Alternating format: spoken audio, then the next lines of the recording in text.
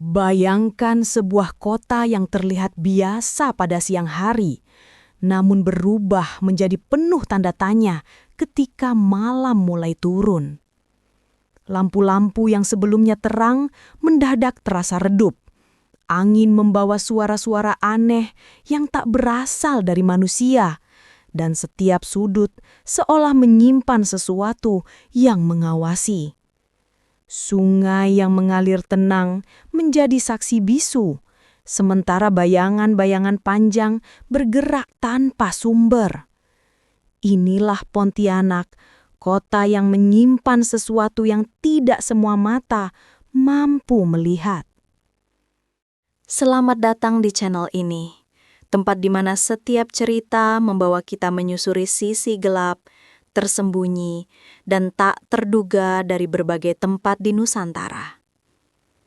Malam ini, kita akan memasuki dunia yang jarang dibicarakan secara terang-terangan. Dunia yang menyelimuti Pontianak dengan lapisan misteri yang tidak pernah benar-benar terungkap. Kota yang tampak damai pada siang hari ini ternyata menyimpan sesuatu yang jauh lebih dalam daripada sekadar sejarah dan legenda. Sebelum kita melangkah lebih jauh ke dalam kisah yang mencekam ini, dukungan dari kalian sangat berarti bagi perkembangan channel ini.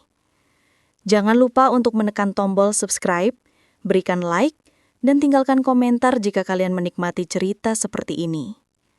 Setiap dukungan dari kalian membantu kami terus menghadirkan konten-konten misteri yang lebih detail, lebih dramatis, dan lebih menggugah rasa penasaran. Sekarang, siapkan diri kalian.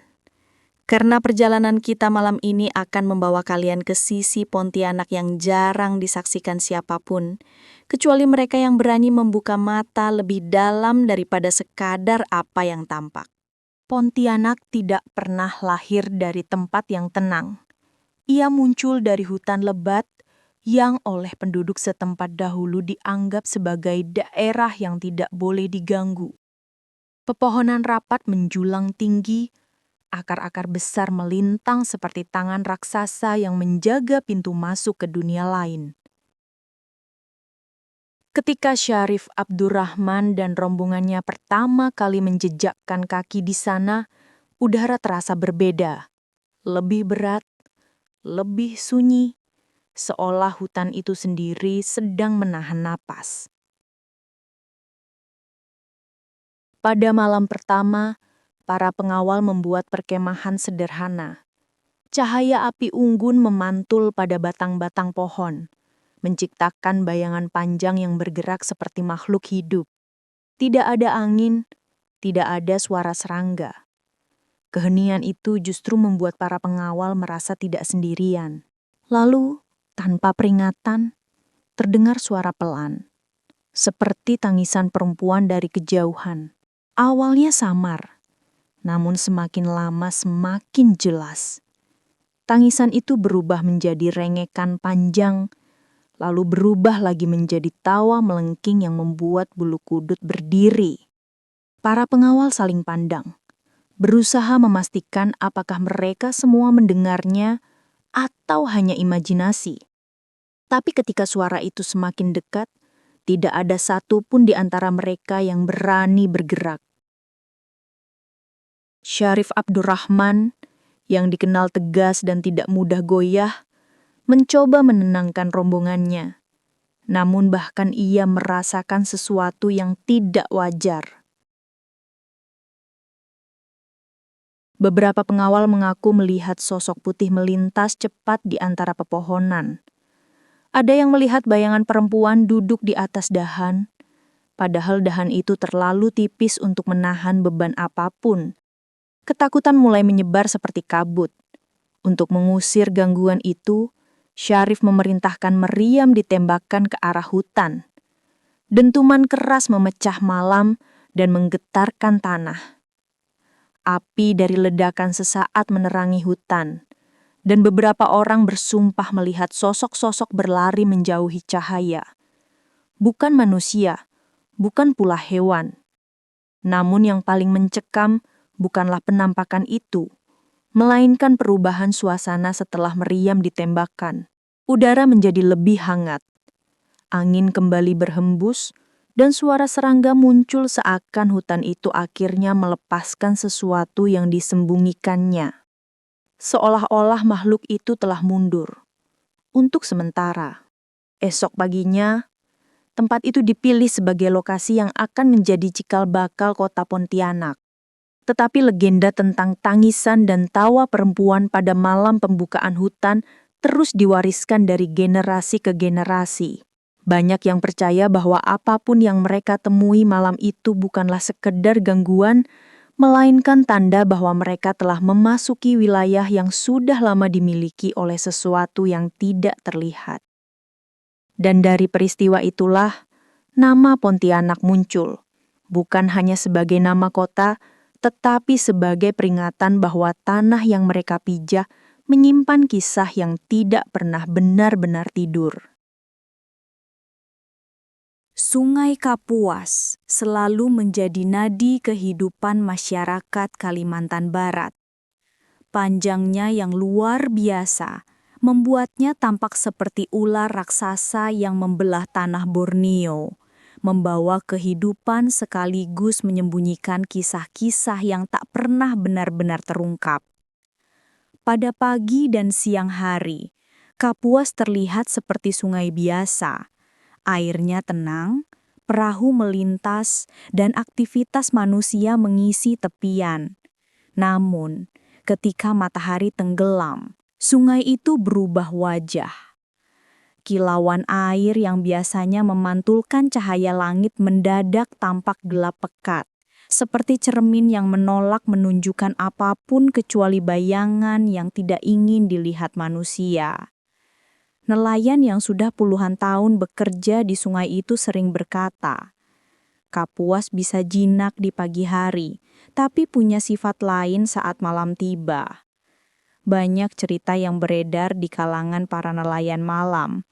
Salah satunya tentang perahu yang melaju mengikuti arus, lalu tiba-tiba berhenti seolah-olah ditahan oleh tangan tak kasat mata dari bawah permukaan. Para nelayan mencoba mendayung dengan seluruh tenaga, namun perahu itu tetap tak bergerak 1 inci pun. Ketika akhirnya bisa beranjak, air di sekitar mereka berputar perlahan, seperti ada sesuatu yang baru saja melepaskan genggamannya. Ada pula kisah yang lebih mengerikan. Beberapa orang pernah melihat bayangan perempuan berdiri di tengah sungai, tepat di atas permukaan air. Tidak tenggelam, tidak bergerak, hanya diam dan memandang ke arah mereka. Tidak ada ombak atau riak di sekelilingnya, seakan air pun enggan menyentuh sosok itu. Saat nelayan menatap lebih lama, bayangan itu perlahan memudar, tetapi suaranya, suara lirih seperti seseorang memanggil dengan nada sedih, masih terdengar meski tak ada siapapun di sana. Cerita lain muncul dari perahu-perahu yang kembali larut dari mencari ikan. Dalam kegelapan, mereka mendengar suara-suara dari kejauhan, suara remo yang mengayuh, suara tawa, bahkan suara percakapan padahal tidak ada perahu lain di sekitar. Ketika lampu perahu dinyalakan, suara itu langsung hilang, seolah hanya keberanian yang mampu mengusir kehadiran tak terlihat tersebut. Beberapa orang tua di Pontianak percaya bahwa Sungai Kapuas adalah jalan bagi makhluk-makhluk dari dimensi lain. Mereka mengatakan bahwa arus sungai tidak hanya membawa air, tetapi juga membawa kenangan, roh, dan makhluk yang sejak dahulu tinggal di sekitar hutan dan air.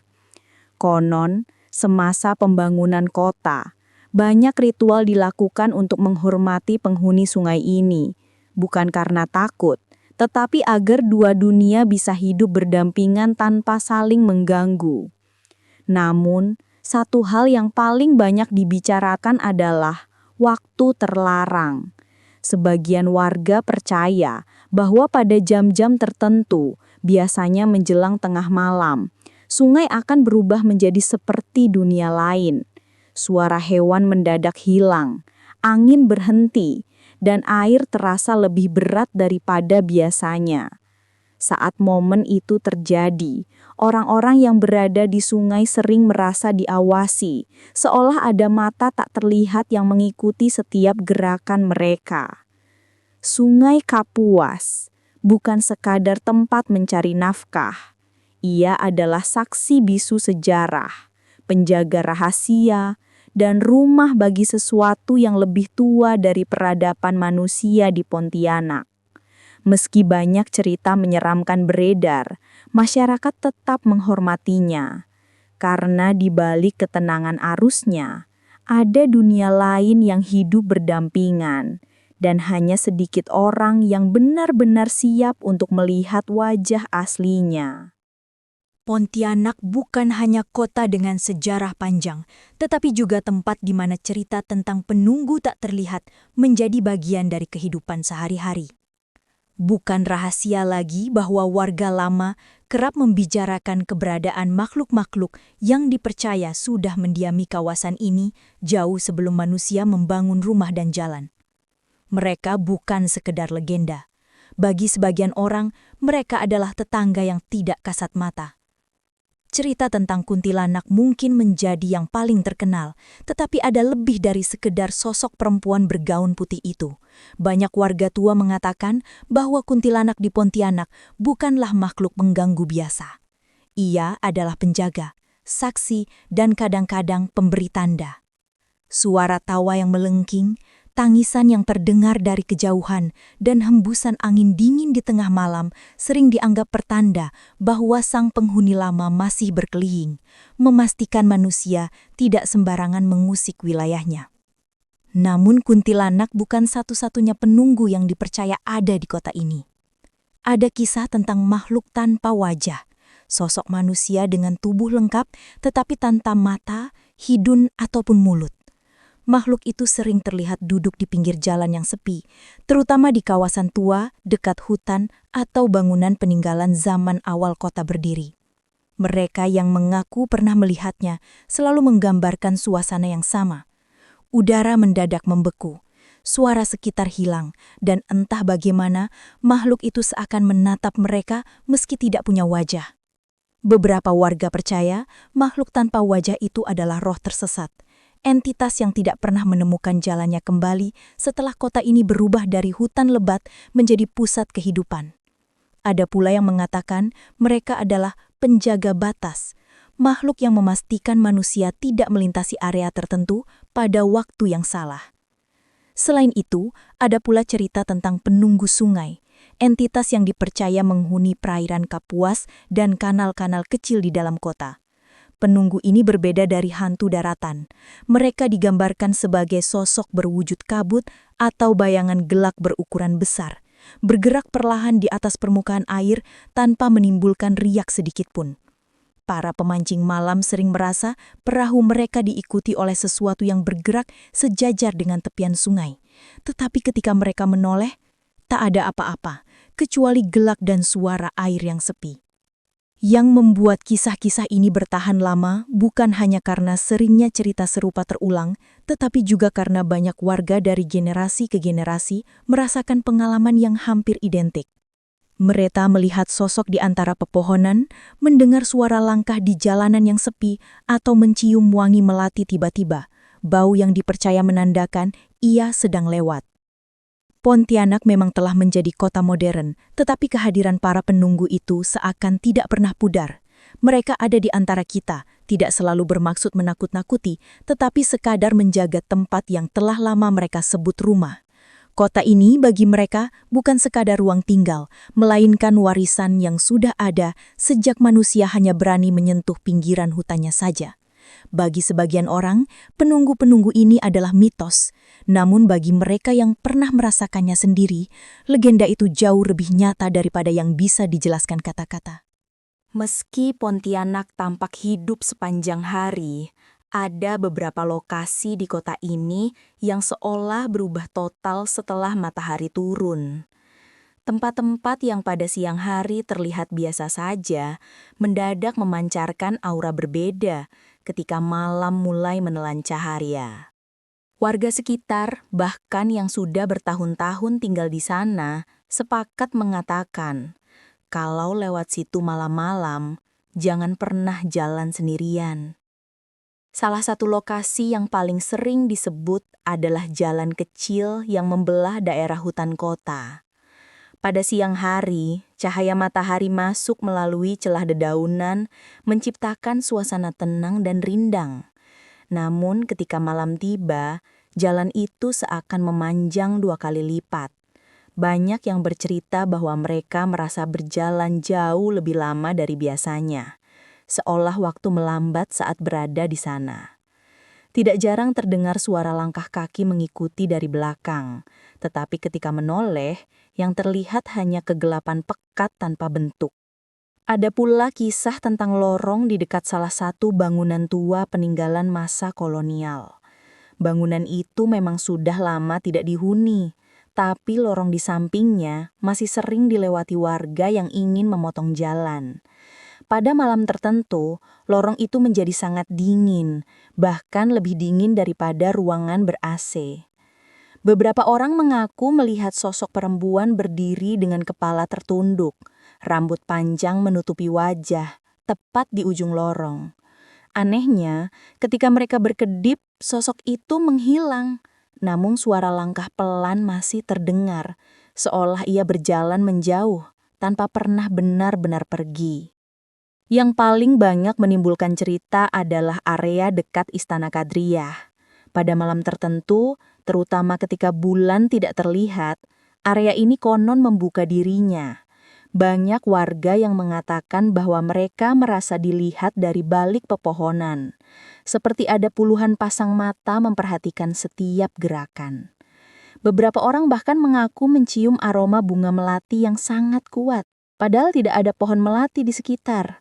Aroma itu kemudian berubah menjadi bau tanah basah yang menusuk hidung, menandakan bahwa sesuatu sedang bergerak di balik bayang-bayang. Ada pula lokasi berupa tanah lapang yang terlihat biasa pada siang hari, tapi menjadi titik paling dihindari saat malam. Beberapa warga mengaku melihat anak kecil berlari-lari di sana sambil tertawa kecil. Yang membuat merinding, suara tawanya terdengar persis sama, setiap kali fenomena itu terjadi. Tidak ada variasi, tidak ada nafas, hanya rekaman tawa yang berulang, seolah bukan berasal dari makhluk hidup.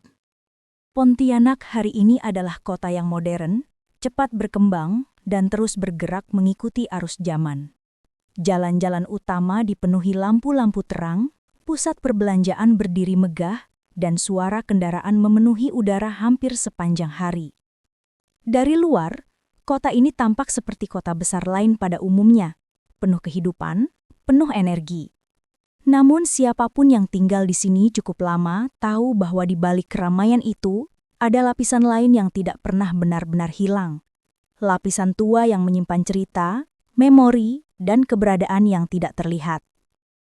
Para pendatang mungkin hanya melihat kota yang ramai, tetapi warga lokal masih merasakan napas sejarah yang melekat pada tanah ini.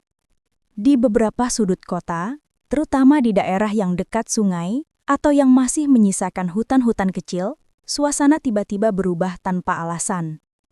Angin yang tadi hangat bisa menjadi dingin seperti embun dini hari. Suara burung yang biasanya riuh bisa mendadak menghilang. Seolah kota ini memiliki denyut kehidupan lain yang berjalan di bawah denyut kehidupan manusia. Meski gedung-gedung baru berdiri, cerita lama tidak pernah padam. Ada warga yang mengaku melihat bayangan melintas cepat di belakang bangunan modern. Ada pula yang mendengar suara-suara aneh dari area kosong yang sedang dipersiapkan untuk proyek baru. Hal itu membuat banyak orang meyakini bahwa pembangunan dan modernisasi tidak menghapus keberadaan mereka yang sudah lama mendiami tanah ini.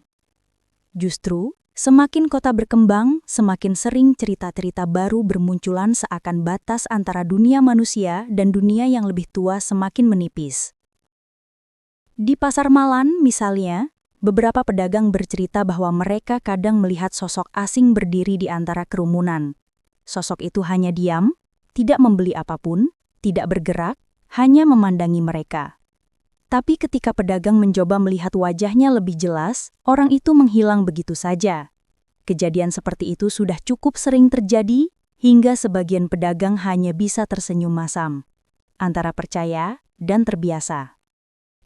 Bahkan kawasan wisata populer seperti Tugu Katulistiwa memiliki cerita sendiri. Ada yang mengatakan bahwa pada waktu tertentu, terutama menjelang pergantian hari, ada bayangan tambahan yang muncul ketika mereka berfoto. Bayangan yang tidak berasal dari siapapun di lokasi tersebut. Meski tidak semua orang melihatnya, cerita itu cukup untuk membuat beberapa orang lebih berhati-hati ketika berkunjung pada malam hari. Di gang-gang kecil area pemukiman lama, suasana bahkan terasa lebih pekat. Lampu-lampu jalan tampak redup, langkah kaki bergema lebih lama, dan bayangan dari pepohonan sering terlihat bergerak tidak sesuai arah angin. Warga percaya bahwa area-area ini menyimpan memori panjang tentang kehidupan masa lalu, dan memori itu terkadang muncul dalam bentuk sensasi yang tidak bisa dijelaskan. Pontianak mungkin telah menjadi kota modern dengan arus kehidupan yang maju, tetapi jiwa kota ini tetap terhubung dengan masa lalunya. Ada harmoni aneh yang terbentuk antara dunia nyata dan dunia tak terlihat. Masyarakat hidup berdampingan dengan cerita-cerita tua itu, bukan karena takut, tetapi karena mereka tahu bahwa legenda tersebut adalah bagian dari identitas kota. Dan di balik kesibukan yang tak pernah berhenti, Pontianak tetap menjadi kota yang memikat dengan cara yang sulit dijelaskan. Kota yang menyimpan sesuatu yang hanya bisa dirasakan oleh mereka yang berani melihat lebih dalam dari sekadar apa yang tampak di permukaan. Pada akhirnya, setiap misteri yang kita temui bukan hanya tentang ketakutan, tetapi tentang bagaimana kita memahami sejarah, budaya, dan jejak kehidupan yang pernah singgah di sebuah tempat. Pontianak, dengan segala cerita mencekam dan kisah-kisah lamanya, mengingatkan kita bahwa setiap kota memiliki sisi gelap dan terang yang berjalan berdampingan. Yang tampak menakutkan belum tentu untuk menakuti. Kadang ia hadir sebagai pengingat agar kita lebih menghargai apa yang diwariskan para pendahulu. Semoga kisah ini membuat kita lebih peka terhadap tempat-tempat yang kita lewati, menghormati budaya lokal, dan tidak menghakimi sesuatu hanya dari cerita yang terdengar. Terima kasih sudah mengikuti perjalanan misteri ini sampai akhir. Kalau kamu punya pengalaman mistis di kota Pontianak atau kota lainnya, tulis di kolom komentar. Siapa tahu bisa kita bahas di episode selanjutnya. Dukungan kalian berarti sangat besar bagi perkembangan channel ini. Jangan lupa like, komen, dan subscribe, supaya kami bisa terus menghadirkan cerita terbaik untuk kalian. Sampai jumpa di kisah berikutnya. Tetap waspada, tetap penasaran, dan tetap membuka hati untuk setiap misteri yang menanti.